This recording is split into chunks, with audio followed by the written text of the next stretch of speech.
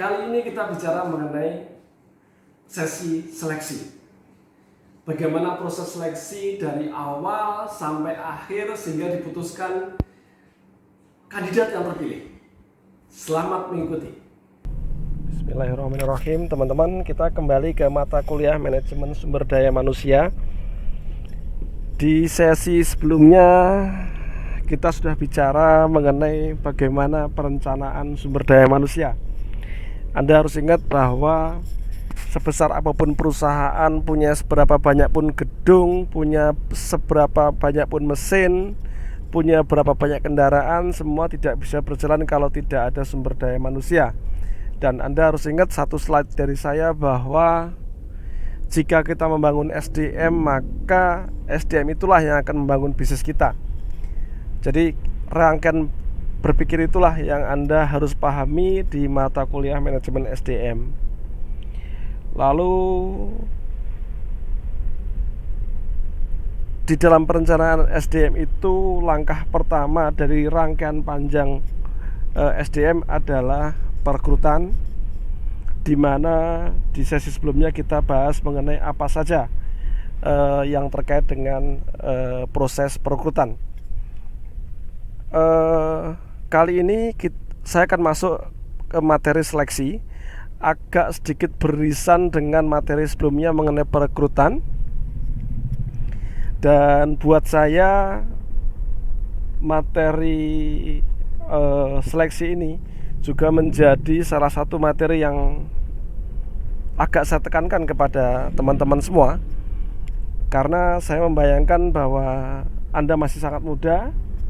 Saya yakin kemungkinan Anda untuk berpindah perusahaan, mencari pekerjaan segala macam sangat tinggi, sehingga saya tidak dalam kerangka berpikir hanya mengajar di depan kelas ataupun menyampaikan materi ini, tapi saya juga mencoba mengajak Anda,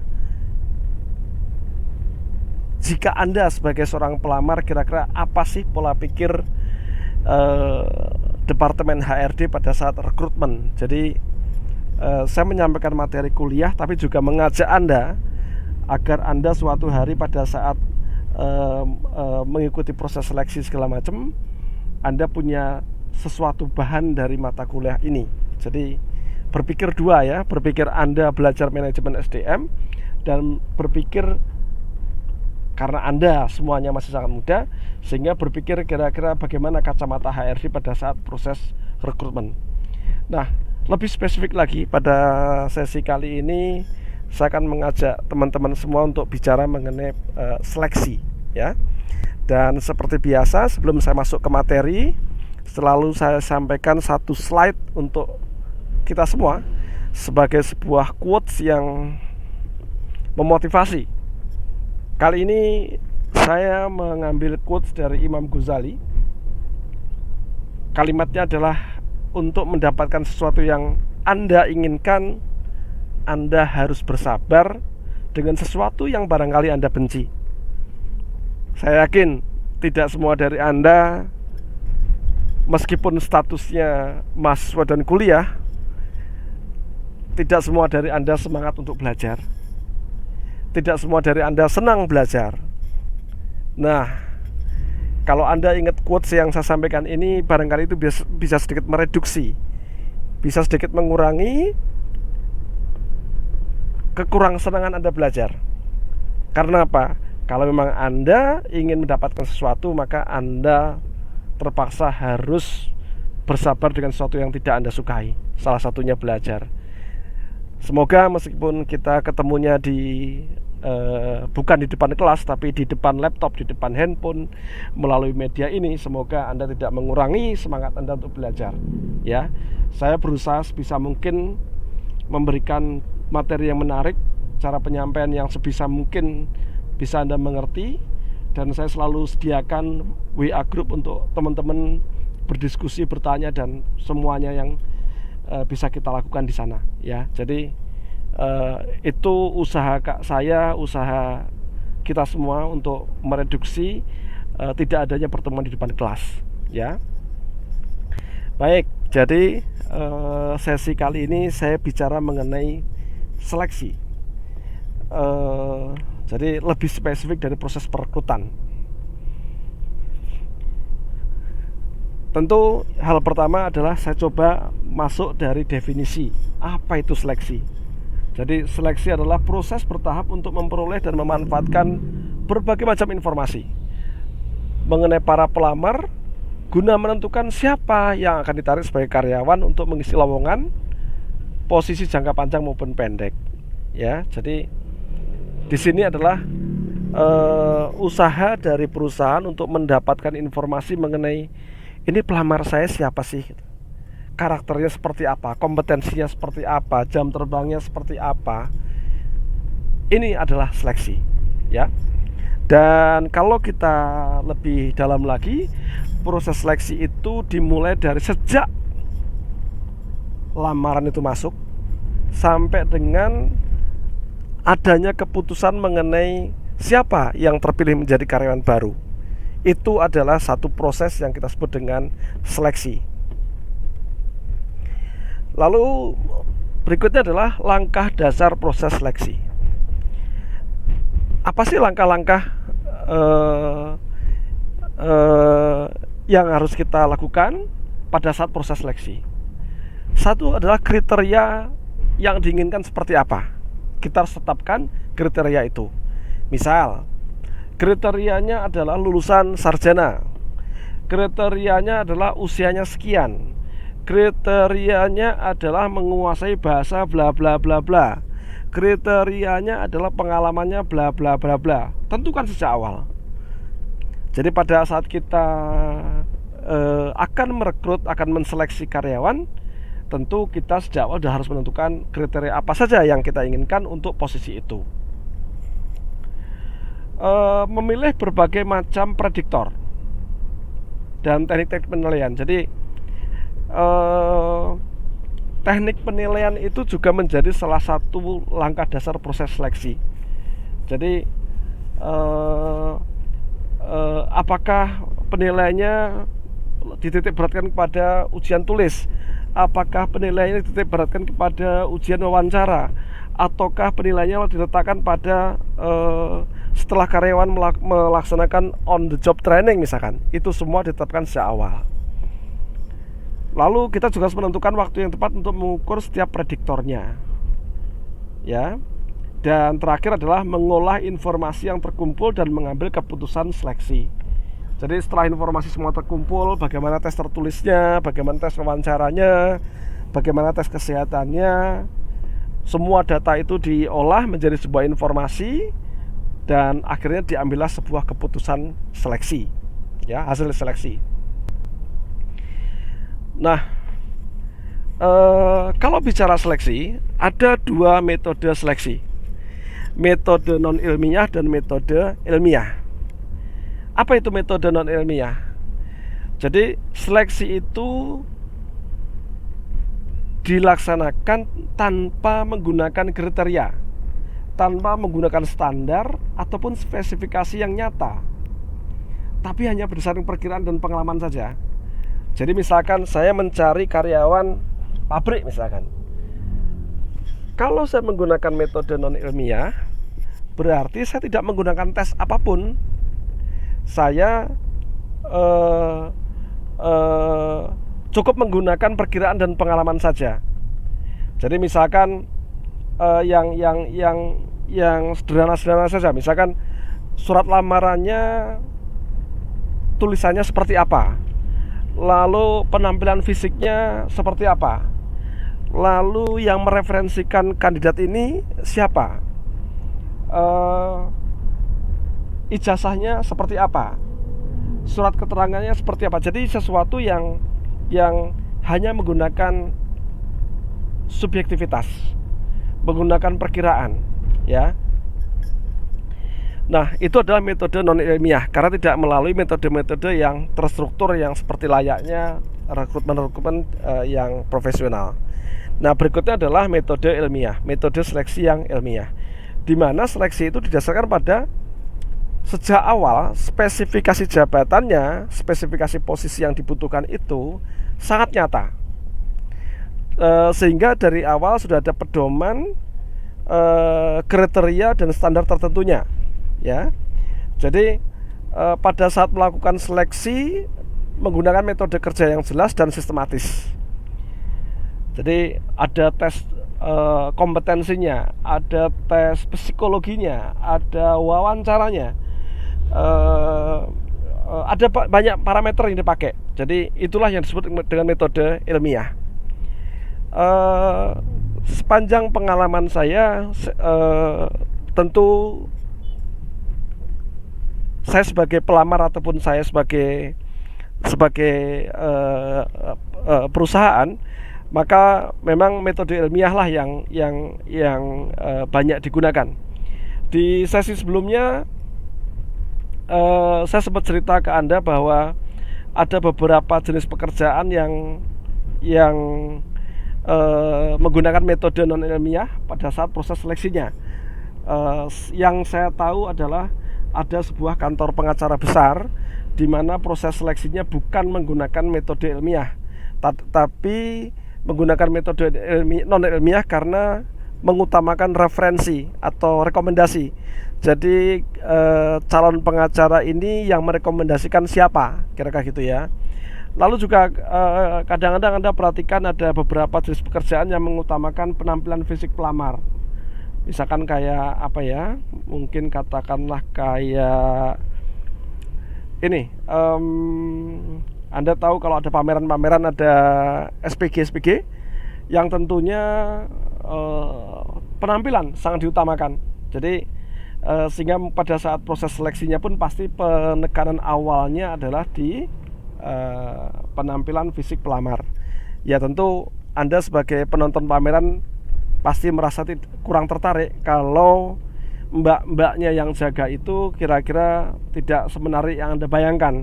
Mungkin Anda mampir ke counternya pun tidak, kira-kira gitu ya. Jadi sehingga si perusahaan itu sangat menekankan penampilan fisik pelamar. Jadi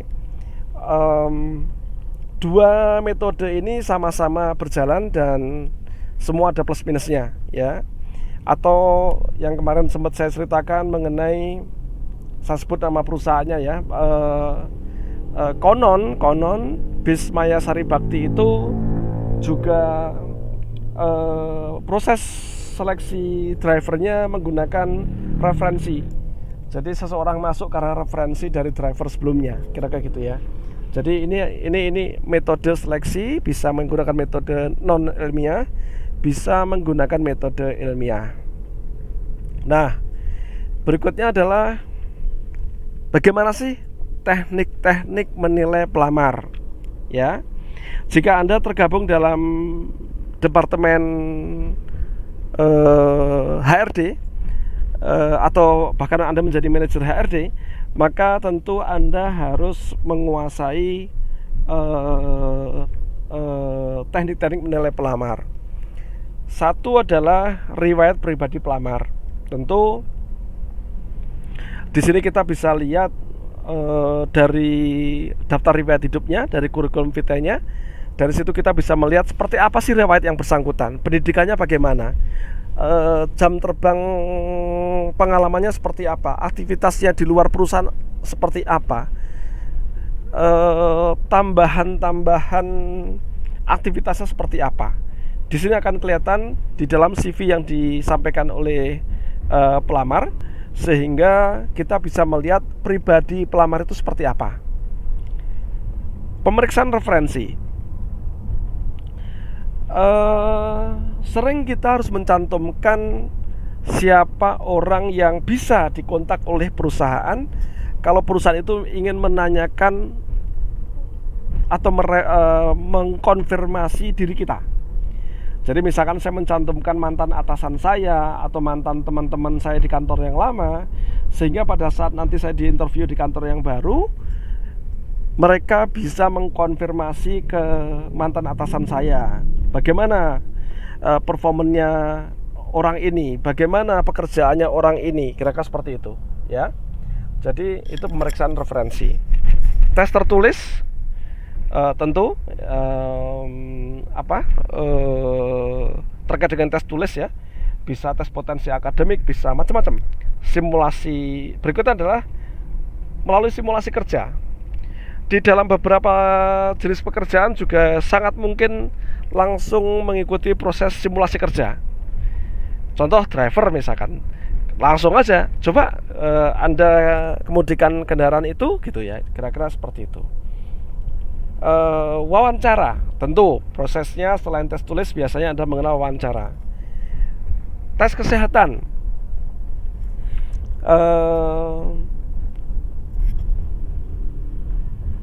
sedikit saya memberikan gambaran kepada Anda bahwa tentu teknik-teknik menilai pelamar yang saya sampaikan ini bukan sesuatu yang baku, bukan sesuatu yang wajib, bukan sesuatu yang harus, ya.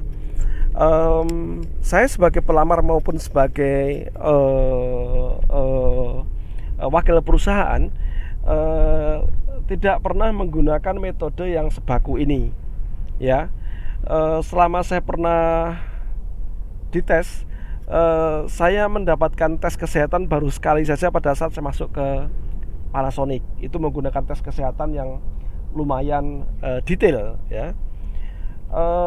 Lalu di beberapa perusahaan saya juga dites psikotes.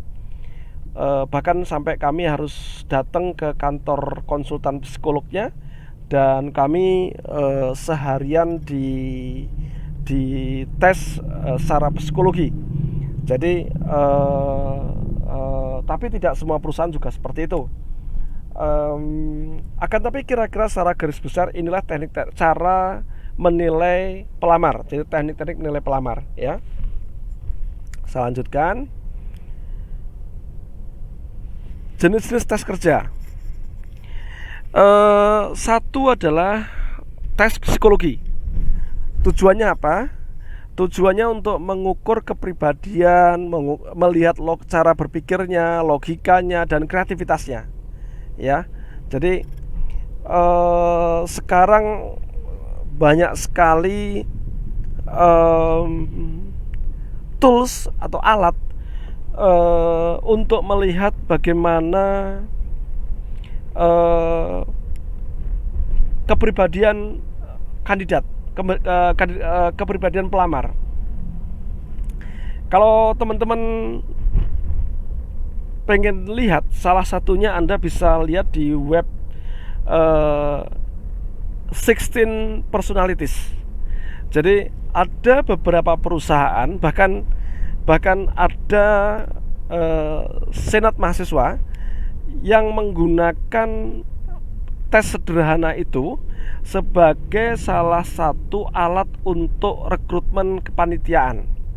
Jadi Anda bayangkan untuk sebuah kepanitiaan pun sudah menggunakan tes psikologi yang bisa dilihat dari web 16 personalities. Jadi 16 kepribadian. Nah, lalu juga ada metode lain, metode DISC, ya, metode DISC, DISC gitu ya. Dari situ nanti juga lalu ada banyak. Dari situ nanti kita bisa melihat oh yang ini tipenya dia seorang leader, dia seorang entrepreneur, dia seorang protagonis, dia seorang macam-macam. Ada 16 kepribadian di sana. Itu bagian dari cara perusahaan untuk melihat sebenarnya pelamarnya ini siapa sih, pelamarnya ini kepribadiannya seperti apa sih gitu ya. Jadi itulah gunanya tes psikologi. Jadi Anda kalau belum pengalaman tes-tes seperti itu, cobalah, karena banyak sekali alat bantu yang bisa Anda pelajari sebelum Anda mengikuti tes. Jadi biar pada saat Anda mengikuti tes Anda sudah punya pengalaman, sehingga kepercayaan diri Anda, ketenangan Anda menjadi lebih baik lagi. Berikutnya adalah tes pengetahuan. Tentu ini biasanya yang lebih Anda kenal adalah tes potensi akademik, TPA, ya. Lebih umum sifatnya. Tes PNS sekarang banyak sekali menggunakan metode ini. Tes kinerja. Ini tujuannya untuk mengukur koordinasi fisik, kemampuan bekerja dengan angka dan nama, serta pemenuhan tuntutan kerja. Jadi Di psikotes biasanya ini pasti ada ini ya, ada menu ini. Lalu tes sikap ya, tes sikap ini juga biasanya di dalam psikotes juga diselipkan untuk mengukur apakah kita ini orang yang jujur atau tidak, paling tidak sedikit tergambar di sana ya. Itu adalah contoh jenis-jenis tes kerja. Berikutnya adalah jenis-jenis wawancara. Ada beberapa jenis wawancara. Yang pertama adalah wawancara tidak terstruktur. Apa yang dimaksud dengan wawancara tidak terstruktur? Jadi sebuah proses wawancara di mana pertanyaan-pertanyaannya bersifat spontan. Jadi pewawancara dari perusahaan tidak menggunakan daftar pertanyaan, tapi spontan. Jadi nanya A kepada pelamar jawab apa, dari itu dikembangkan. Jadi tidak menggunakan pertanyaan yang baku, ya. Jadi semua tergantung kondisi di lapangan pada saat wawancara. Wawancara kedua adalah wawancara yang terstruktur. Kalau tadi tidak terstruktur, kalau sekarang terstruktur, di mana si pewawancara menggunakan daftar pertanyaan yang baku. Jadi urutan-urutan pertanyaannya sudah baku. Misalkan pertanyaan pertama adalah Anda dulu sekolah berapa tahun? 6 tahun. Ya sudah, tulis 6 tahun. Anda dulu pernah bekerja berapa tahun? 5 tahun. Ya, tulis 5 tahun. Jadi tidak ada pengembangan pertanyaan dari jawaban si pelamar. Itu namanya wawancara terstruktur. Nah, biasanya ini dipakai kalau rekrutmennya partai besar. Misalkan katakanlah, saya sebut saja, misalkan katakanlah Indomart merekrut untuk karyawan-karyawannya yang di counter-counter, yang di toko-toko gitu kan, itu kan pasti partai besar sekali. Atau di sebuah pabrik rekrutmen karyawan pabrik, pasti besar sekali. Nah, kalau yang kayak gitu biasanya lebih ditekankan menggunakan pola wawancara terstruktur. Jadi pertanyaannya baku aja, tinggal contreng isi, kira-kira seperti itu. Apakah Anda pernah sakit? Tidak. Apakah Anda suka marah? Tidak. Paling-paling gitu aja ya. Berikutnya adalah jenis wawancara yang kita sebut dengan wawancara campuran. Jadi ini adalah kombinasi wawancara terstruktur dan tidak struktur ya. Jadi gunanya kita menggunakan jenis wawancara campuran adalah agar kita bisa membandingkan antara jawaban yang satu dengan yang lain ya. Jadi dipancing dengan pertanyaan terstruktur, baru dikembangkan dengan tidak terstruktur, kira-kira seperti itu. Berikutnya adalah wawancara sifatnya keperilakuan. Jadi pertanyaannya sama sekali bukan pertanyaan teknis, tapi pertanyaan yang sifatnya hipotesa, rekaan terhadap situasi nyata ya. Jadi pewawancara memberikan kasus-kasus yang sifatnya hipotesa kepada pelamar agar si pewawancara bisa mengetahui bagaimana kemampuan pelamar untuk memecahkan masalah ya. Jadi misalkan Anda perawat, barangkali salah satu pertanyaannya adalah bagaimana kalau Anda tengah malam tiba-tiba ada pasien yang gawat sedangkan dokter sedang tidak ada. Nah, itu contoh-contoh pertanyaan yang sifatnya situasi hipotesis, rekaan terhadap situasi nyata. Karena pewawancara atau perusahaan ingin melihat bagaimana nalar dan analitis pelamar kalau menghadapi situasi yang under pressure seperti ini ya. Itu wawancara keperilakuan. Lalu berikutnya adalah ada juga teknik wawancara yang namanya wawancara stres, wawancara menekan ya, stressing, menekan. Jadi pewawancara memang sengaja melakukan serangkaian pertanyaan yang keras dan beruntun. Jadi Anda seakan-akan ditembak dengan pertanyaan-pertanyaan yang tep gitu. Jadi mungkin Anda berpikir pun udah nggak sempet ya, kira-kira gitu ya. Jadi nah ini tujuannya untuk melihat apakah Anda adalah pelamar yang tepat untuk pekerjaan yang penuh stres. Anda bayangkan kalau misalkan perusahaan akan merekrut customer service. Pasti Anda pernah mendengar atau mungkin Anda pernah bersinggungan dengan customer service. Customer service adalah sebuah pekerjaan yang perlu kesabaran luar biasa. Perlu wise ya, perlu bijak. Karena menghadapi customer yang marah-marah, customer yang komplain. Nah, disitulah teknik wawancara stres itu bisa digunakan untuk melihat apakah pelamar yang melamar di posisi customer service itu adalah pelamar yang tepat untuk posisi itu. Karena nggak mungkin kita memberikan posisi itu kepada orang yang gampang marah. Baru diomelin customer sedikit udah ikut panas, kira-kira gitu ya. Jadi wawancara stres ini efektif digunakan untuk beberapa posisi pekerjaan, ya. Itu kira-kira jenis-jenis wawancara yang biasa digunakan terkait dengan proses seleksi karyawan. Berikutnya adalah saya menyampaikan mengenai proses wawancara. Proses wawancara dimulai dari persiapan wawancara. Jadi ya tentu si pewawancara dengan kandidat sudah duduk bareng dalam sebuah ruangan, lalu mulai dilihat-lihat dokumen-dokumen yang ada. Nah, biasanya tahap berikutnya adalah kalau si pewawancaranya orangnya cukup punya waktu ataupun cukup punya perhatian, maka pewawancara berusaha sedikit menciptakan keakraban. Tadi kesini naik apa? Hari ini apa aktivitasnya? Kok bisa waktunya kesini? Tinggalnya di mana? Tadi kesini macet apa enggak? Itu bagian dari penciptaan keakraban dalam proses wawancara. Nah, di tahap yang paling inti adalah terjadi pertukaran informasi. Si pelamar menyampaikan informasi mengenai dirinya, pewawancara menyampaikan informasi mengenai perusahaannya.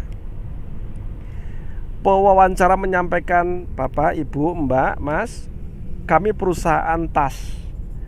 Kami mencari manajer penjualan. Nanti akan membawai sekian ratus karyawan.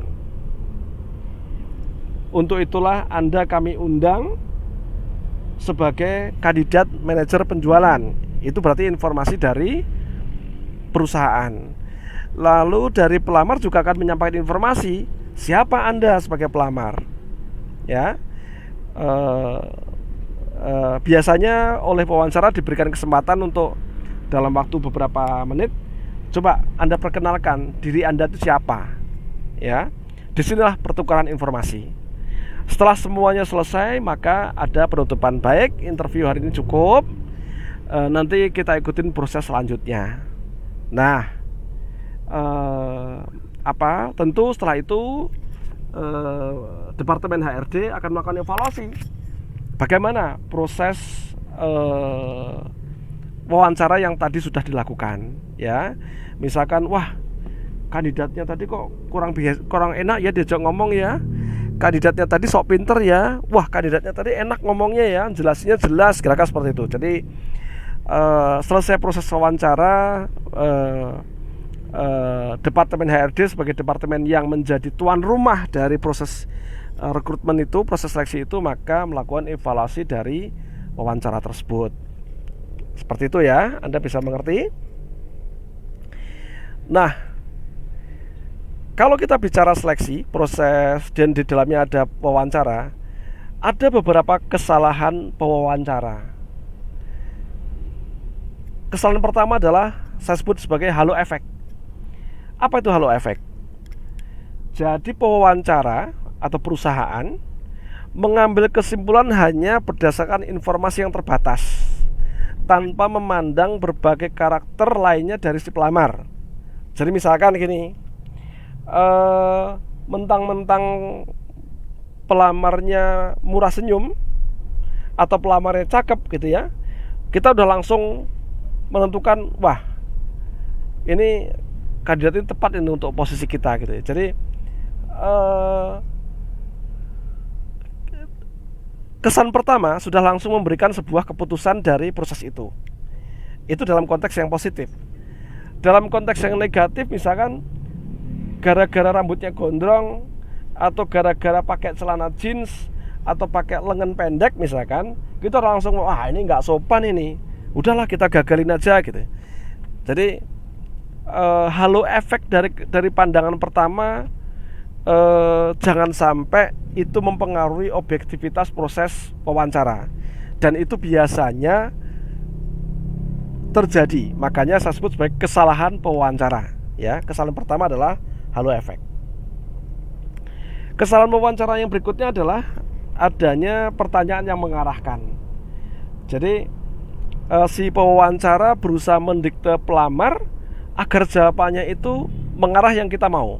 Misalkan, apakah Anda suka pulang cepat misalkan aja ya. Apakah menurut Anda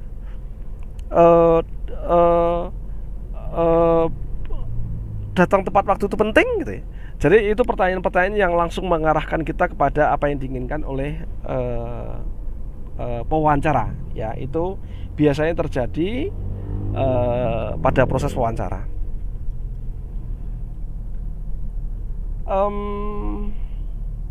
Bias pribadi. Jadi maksudnya adalah si pewawancara itu memberikan penilaian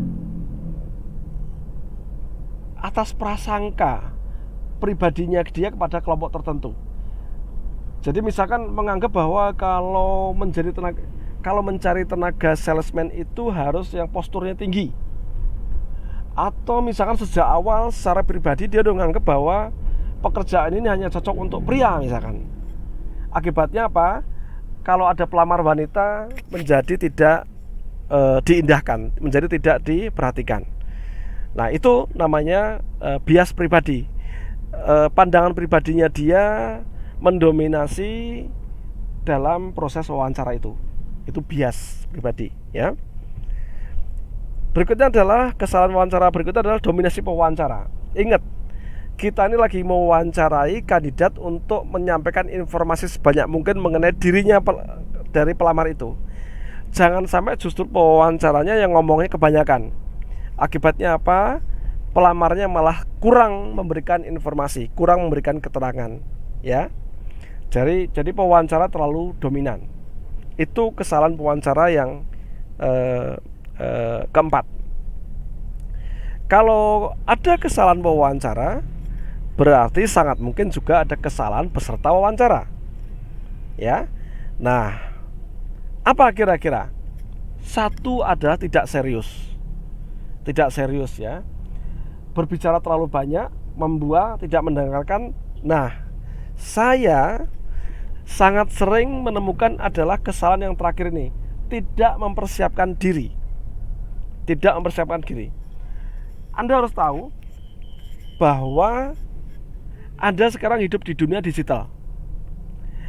Rasanya Google akan memberikan informasi apapun yang Anda inginkan. Salah satu cara paling mudah untuk mencari informasi dari manapun adalah Anda cukup searching di Google.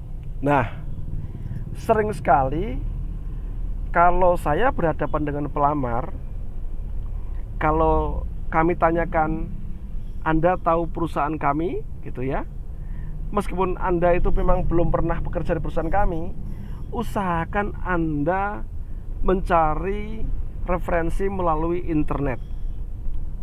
Dengan demikian apa? Kelihatan kalau Anda itu serius.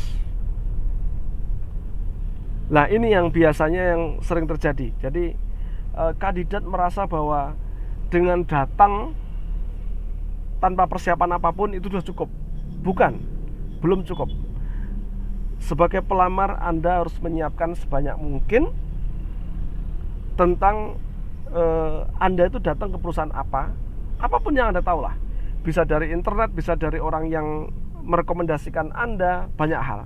Sehingga pada saat Anda ketemu pewawancara, ketemu HRD atau ketemu usernya, maka kalau Anda bisa cerita mengenai perusahaan yang Anda lamar itu perusahaan apa, maka itu sebuah selling point, sebuah nilai jual, ya. Itu kesalahan-kesalahan yang sering ditemui pada saat wawancara, kesalahan pesertanya. Oke. Untuk materi seleksi saya rasa cukup, dan saya ulang dari statement saya di awal bahwa tentu materi ini adalah materi yang saya harapkan Anda berpikir sebagai seorang yang mengurusi HRD.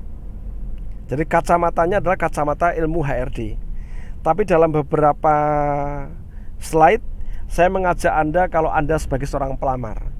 Jadi harapan saya materi kali ini bisa memberikan kepada Anda dua kacamata itu. Ya.